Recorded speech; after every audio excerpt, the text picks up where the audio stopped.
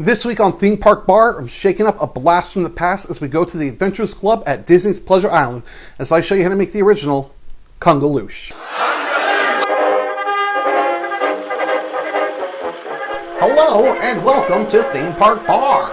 Join bartender Matt as he shows you how to make the best liquid libations from around the world. Here at Theme Park Bar, we know the best adventures are the ones that come in a glass.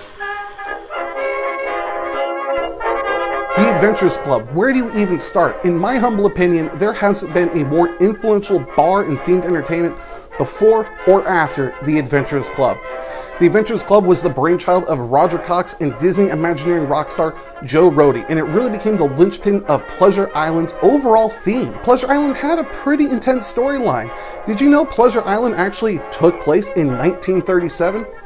That's right, every night was New Year's Eve, 1937, December 31st.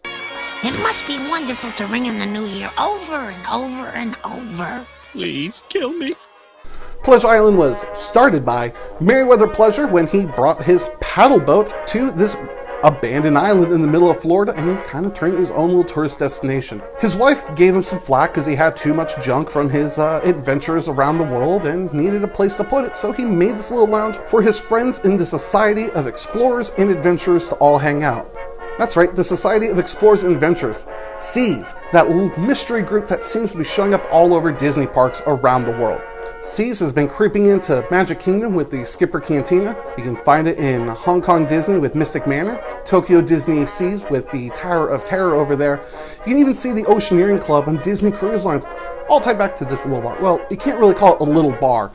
The place was huge. It had 5 different rooms that had 9 different shows and vignettes all throughout the night, including the Radiothon to help raise funds to save the club's lease, and the world-famous Hoopla finale, which always ended the night with a wonderful rendition of the Saints Go Marching In, with a pretty large cast of live actors, typically 9, including Club President, Club Maid, Butler, and several other adventurers all throughout.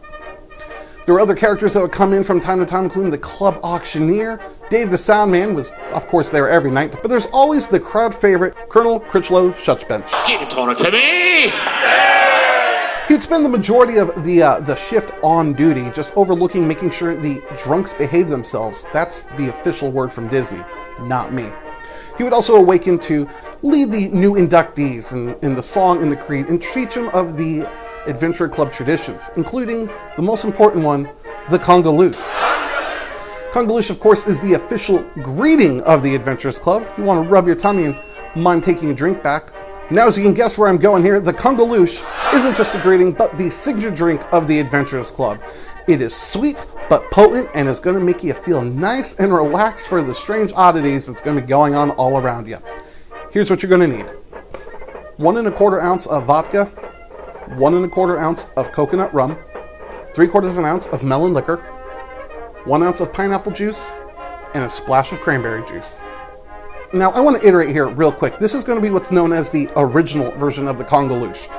Sometime around the year 2000, the drink was completely changed and updated to be more of like a strawberry slushy type beverage, which is not what we're making here today. But don't you worry, adventurers. We'll come back for that one soon enough.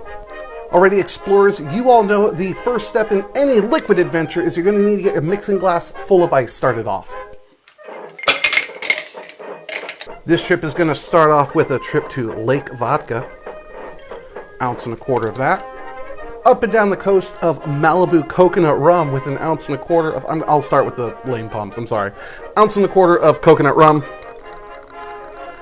I'm just trying to have fun with you guys. And toss in 3/4 of an ounce of Midori Melon Liqueur, a staple of the show it seems to be. So there it's going to be 1 ounce of pineapple juice. I'm not going to measure this out properly because I guarantee you, whenever you ordered this at the Adventures Club, they weren't pulling out the jigger for the juices. So about 1 ounce, just eyeball it. Now from there it calls for a splash of cranberry juice, a proper measurement of what a splash would be, I guess, if you want to get nitpicky. Anywhere between 1/4 to 1/2 ounce, just a splash, you know. Splash. You work with what you got. Grab a mixing tin. Give it a seal, give it a good shake.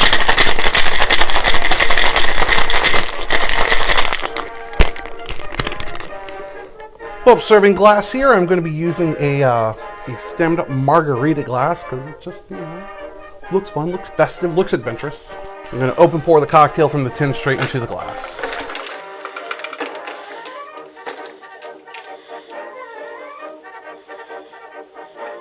Throw in just a simple garnish of an orange slice. Just drop a cherry right in there. And there you go, everyone. Quite possibly the most influential cocktail to come out of any Disney or just theme park bar in general, the Kungaloosh from the Adventurers Club at Pleasure Island. Vodka, coconut rum, Midori, pineapple, easy peasy to throw together. Nice little green hue, nice foam up top. All right, let's go ahead and give this a taste.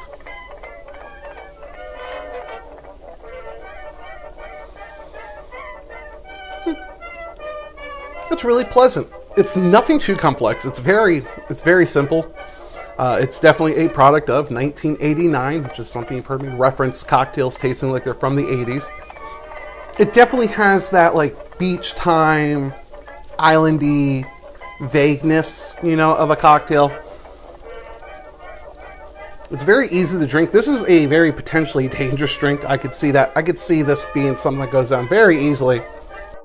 More balanced than I was expecting it to be. I think there being so little juice and being more spirit forward does make this a sweet drink, but for me personally, makes it a little bit easier to drink. Pineapple juice especially just comes off as so sweet to me, and it kind of wrecks me.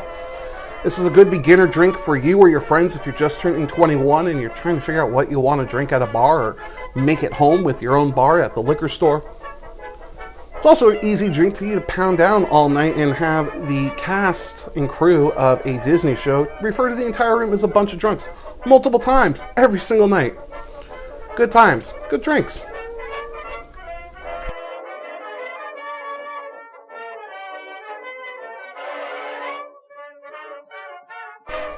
Hey everyone, as always, thank you so much for tuning into this week's episode of Theme Park Bar, and a very special thanks to my good buddy Skipper Haas for not only providing this great Adventurers Club poster, but for giving me a lot of information to help make this week's episode.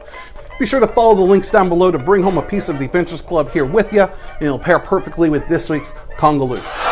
Folks, if you came into the bar as a stranger, I hope you'll leave here as a friend, and you hit that subscribe button, and you'll see everything we have going on here until the very end. I like rhyming sometimes, it's fun. You can chat with me all over the internet, of course in the comments section, or on social media, Twitter and Instagram, both at Theme Park Bar. You can support the channel by following the links provided down below as well, or going to patreon.com/Theme Park Bar. When you're going out, make sure you're always being safe, you drink responsibly, and you never forget to tip your bartenders. As they say in the Adventurers Club, some days you eat the bear, and some days the bear eats you, but always dress for the hunt. Until next time, cheers, and Kungaloosh. Everyone sing now! Marching along, we're adventurers, singing the song of adventurers. Directions up or down, north, south, east or west, and adventurers' life is big finish and adventurers' life.